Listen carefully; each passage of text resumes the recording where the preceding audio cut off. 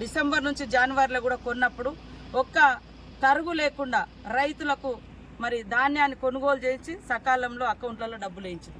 ఇప్పుడు కూడా తడిసిన ధాన్యాన్ని కూడా ఎక్కడికక్కడ కొనుగోలు చేస్తూ ఉన్నాం.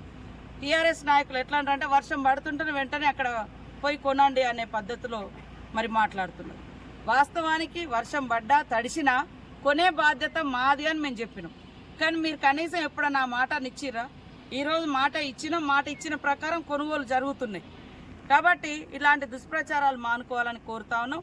ఇవాళ 500 బోనస్ సన్నవడ్ల రైతులకు ఇవ్వడం మూలంగా రాష్ట్రంలో సన్నవడ్ల ఉత్పత్తి పెరిగి ప్రతి ఇంట్లలో పేదవాళ్ళు కానీ, అదేవిధంగా అంగన్వాడీ సెంటర్స్లో కానీ, హాస్టళ్లలో కానీ, మధ్యాహ్న భోజనం కానీ, రేషన్ కార్డుల ద్వారా కానీ అందరికీ సన్న బియ్యం అందించడం కోసం ప్రప్రథమంగా ఈ బోనస్ను సన్నవడ్లు పండించినటువంటి వాళ్లకు మరి ఒక ప్రోత్సాహకంగా ఉండాలని, వాళ్ళ యొక్క కష్టానికి తగిన ఫలితం కూడా ఉండాలని మేము ఇచ్చిన గ్యారంటీలలో కూడా ఇది కూడా ఒక భాగం. కాబట్టి అవన్నీ దృష్టిలో పెట్టుకొని ప్రజల డిమాండ్ను, ప్రజల అవసరాలను దృష్టిలో పెట్టుకొని చేయడం జరుగుతుంది.